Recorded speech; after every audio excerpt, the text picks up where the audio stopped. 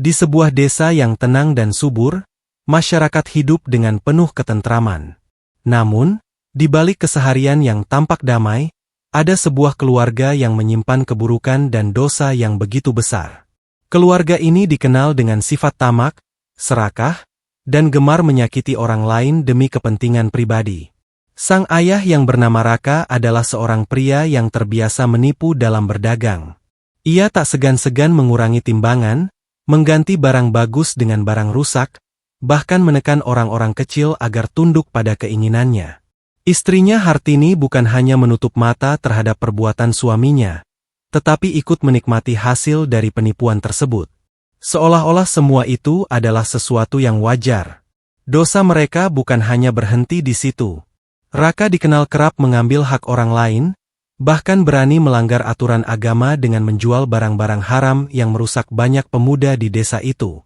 Ia tidak pernah memikirkan akibat perbuatannya bagi orang lain. Bagi Raka, yang penting uang terus mengalir meski harus mengorbankan kehidupan banyak orang. Sementara itu, Hartini semakin terbiasa hidup mewah dengan uang haram tersebut. Ia membeli pakaian mahal, perhiasan yang berkilau, dan bahkan tak segan menyombongkan diri kepada para tetangga yang hidup sederhana. Seiring waktu, kehidupan rumah tangga mereka tampak dari luar seperti rumah tangga bahagia. Namun, sesungguhnya hati mereka jauh dari ketenangan. Mereka lupa pada Allah dan malah semakin tenggelam dalam dosa yang terus menumpuk. Setiap orang di desa sebenarnya sudah muak dengan ulah keluarga itu, tetapi tak berani berbicara lantang karena takut pada sifat kasarku.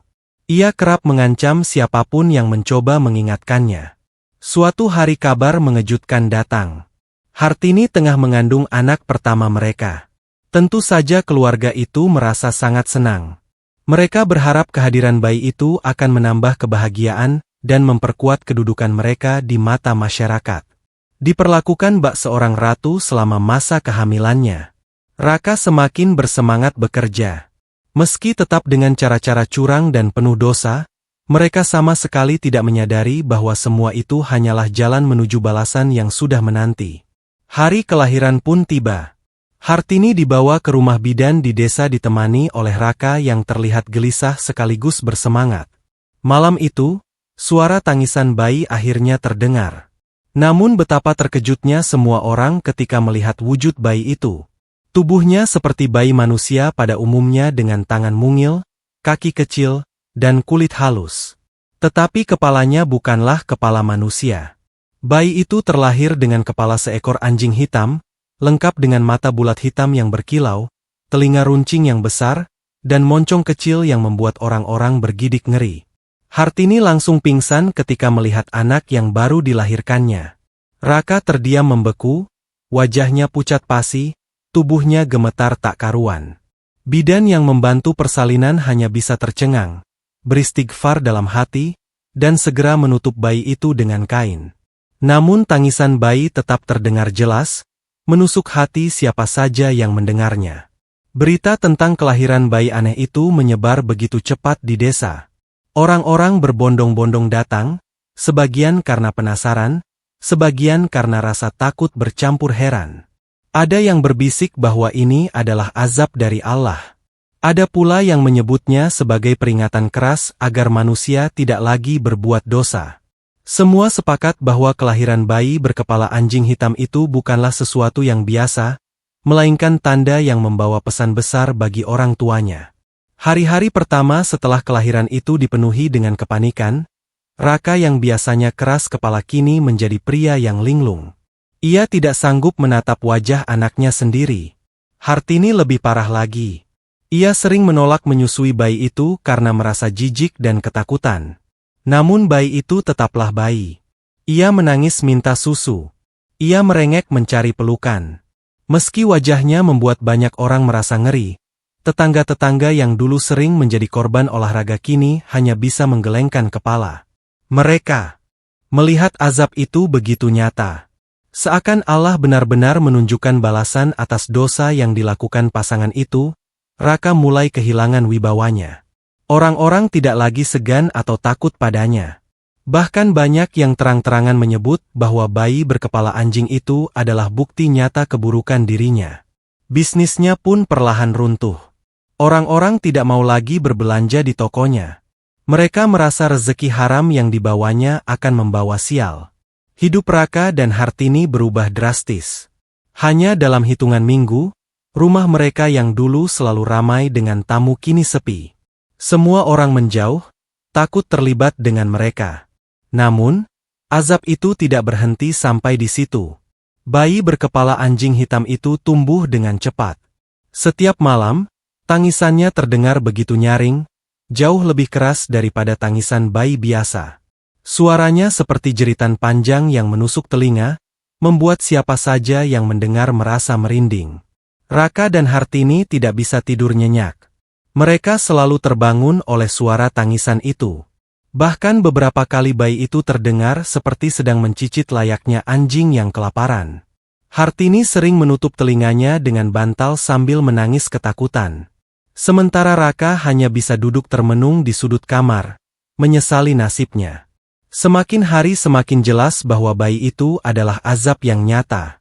Tubuhnya memang manusia, tetapi kebiasaan-kebiasaannya mirip anjing. Ia suka menggigit benda-benda di sekitarnya. Bahkan pernah menggigit jari Hartini hingga berdarah. Ketika lapar, ia akan meraung dan mencakar tempat tidur dengan kuku kecilnya. Membuat suasana rumah menjadi semakin mencekam. Tidak ada seorang pun yang berani mendekat. Bahkan keluarga mereka sendiri menolak untuk membantu. Orang-orang meyakini bahwa bayi itu adalah pengingat dari Allah agar mereka semua tidak menempuh jalan yang sama dengan kedua orang tuanya.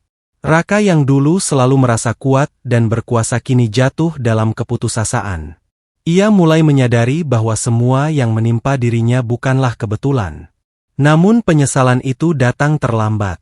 Azab sudah nyata di depan mata dan ia harus menanggung aib itu sepanjang hidupnya. Bayi berkepala anjing hitam itu bukan sekadar anak, tetapi juga cermin dari dosa-dosa yang ia lakukan tanpa rasa takut kepada Allah. Semakin lama semakin sulit bagi mereka untuk menjalani hidup. Setiap kali Raka keluar rumah, tatapan sinis dan cibiran dari warga selalu mengikuti. Anak-anak kecil sering berlari sambil menirukan suara anjing ketika melihatnya lewat. Hartini pun tidak berani lagi keluar rumah. Ia lebih sering berdiam diri di kamar sambil menangis. Namun tetap saja bayi itu membutuhkan perhatian. Meski orang tuanya penuh rasa takut dan penolakan, waktu terus berjalan dan bayi itu semakin tumbuh. Walau masih kecil, kehadirannya sudah cukup untuk membuat hidup Raka dan Hartini berubah menjadi neraka dunia. Mereka tidak bisa melarikan diri dari kenyataan karena azab itu hidup bersama mereka. Menangis di tengah malam, menatap dengan mata hitam bulat yang seakan mengingatkan pada semua kesalahan masa lalu. Kehidupan keluarga itu kini dipenuhi rasa malu, penyesalan, dan ketakutan yang tak ada habisnya. Mereka sadar bahwa apa yang terjadi bukanlah kebetulan, melainkan balasan dari dosa yang telah mereka kumpulkan selama ini. Namun, masih ada pertanyaan besar yang tersisa. Apakah mereka akan sanggup menerima keadaan itu dan berubah, ataukah mereka akan semakin tenggelam dalam keputusasaan? Hari-hari yang mereka jalani semakin berat. Bayi berkepala anjing hitam itu terus tumbuh dan semakin jelaslah perbedaan yang ia miliki dibandingkan bayi lain. Wajahnya tetap menyerupai seekor anjing dengan moncong kecil yang tajam, telinga besar yang selalu bergerak-gerak, serta mata bulat hitam yang memantulkan cahaya setiap kali terkena sinar lampu. Namun tubuhnya tetap manusia dengan tangan dan kaki mungil yang kuat yang perlahan mulai merangkak, menggenggam, dan memukul benda-benda di sekitarnya. Semakin besar, kebiasaannya makin mengerikan. Ia sering mencakar tembok rumah, meninggalkan bekas goresan yang dalam.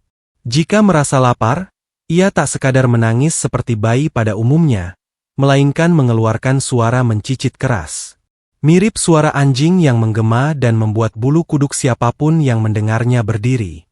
Kadang ia menggigit kain selimut, menggigit jeruji tempat tidur, bahkan menggigit lengan ibunya sendiri hingga berdarah. Hartini hanya bisa menjerit ketakutan setiap kali itu terjadi. Sementara Raka meski berusaha bersikap tegar dalam hati merasa semakin hancur dan tak berdaya. Tetangga-tetangga sudah tidak lagi berani mendekat ke rumah itu.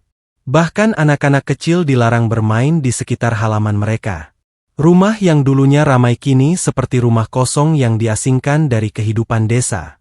Setiap kali suara mencicit bayi itu terdengar di malam hari, orang-orang hanya bisa menutup pintu rapat-rapat, berdoa agar suara itu segera hilang. Mereka yakin suara itu adalah tanda azab yang sedang diturunkan dan tidak ingin ikut merasakan dampaknya. Sementara itu, bisnis Raka sudah hancur total.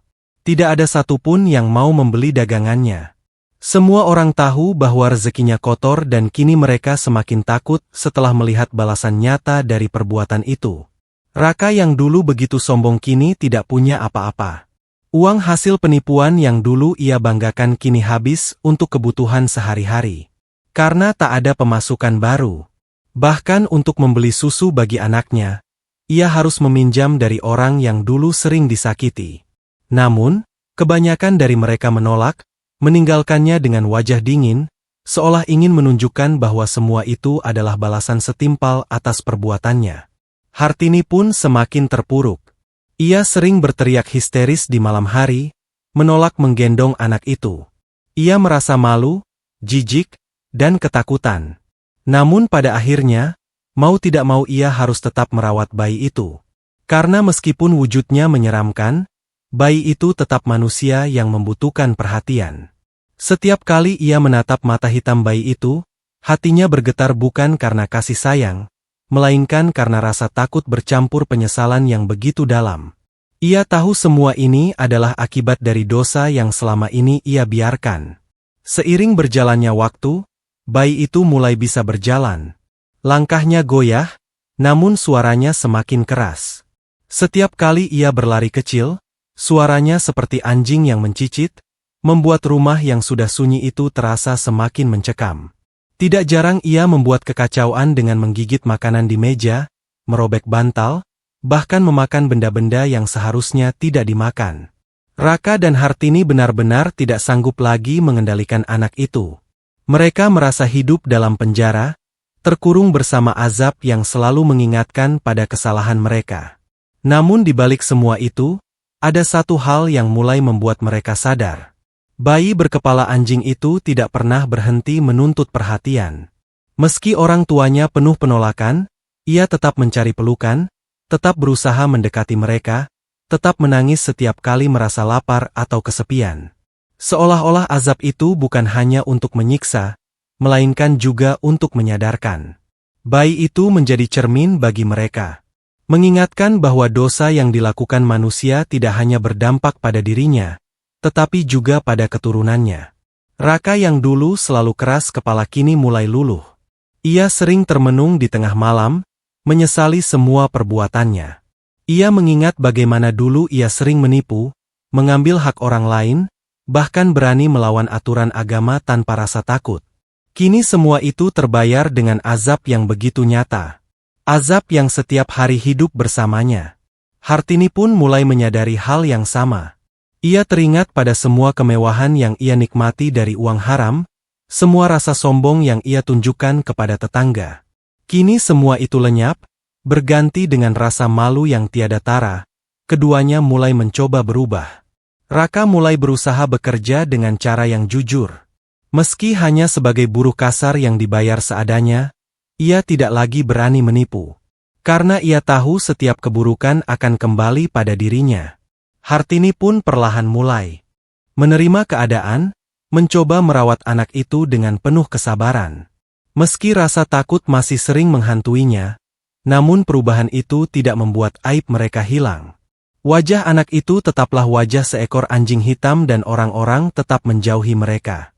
Namun setidaknya di dalam hati mereka mulai tumbuh kesadaran. Mereka mulai rajin berdoa, meminta ampunan kepada Allah, berharap masih ada kesempatan untuk memperbaiki diri. Bayi itu meski menjadi beban juga menjadi pintu kesadaran bagi mereka. Setiap kali mendengar suara tangisnya, mereka merasa seperti mendengar suara peringatan. Suara yang terus mengingatkan bahwa dosa sekecil apapun akan mendapat balasan. Hari-hari berlalu dengan penuh rasa berat. Tetapi Raka dan Hartini sudah tidak lagi melawan takdir. Mereka berusaha menerima, meski dengan tangis dan penyesalan. Mereka tahu jalan yang mereka pilih dulu telah membawa mereka pada azab yang nyata. Namun mereka juga percaya bahwa selama masih ada waktu mereka bisa memperbaiki diri. Meski tidak bisa mengubah takdir yang sudah ditetapkan, azab itu tetap ada. Hidup bersama mereka. Setiap kali mata bulat hitam bayi itu menatap mereka, rasa takut bercampur penyesalan kembali menyeruak. Namun di balik semua itu, ada satu hikmah besar yang perlahan mereka pahami. Bahwa setiap dosa pasti ada balasannya, cepat atau lambat. Bahwa rezeki haram tidak akan pernah membawa kebahagiaan, melainkan hanya kesengsaraan. Dan bahwa anak-anak adalah amanah yang akan menjadi cermin bagi orang tuanya. Baik atau buruk. Masyarakat desa pun akhirnya menjadikan kisah keluarga itu sebagai pelajaran. Mereka sering berbisik satu sama lain, mengingatkan agar jangan sekali-kali mengikuti jejak Raka dan Hartini. Bayi berkepala anjing hitam itu menjadi peringatan nyata bagi seluruh warga bahwa azab bisa datang dengan cara yang tak terduga, bahkan lewat kelahiran seorang anak. Tidak ada yang bisa menghindar dari balasan Allah kecuali dengan taubat yang sungguh-sungguh. Dan begitulah kehidupan keluarga itu berjalan penuh dengan rasa malu, penyesalan, dan usaha untuk memperbaiki diri. Bayi berkepala anjing hitam itu tetap tumbuh menjadi saksi hidup atas dosa yang pernah dilakukan orang tuanya. Namun sekaligus menjadi pengingat bahwa sebesar apapun dosa manusia, Allah masih memberikan kesempatan untuk berubah meski dengan cara yang penuh derita. Yeah.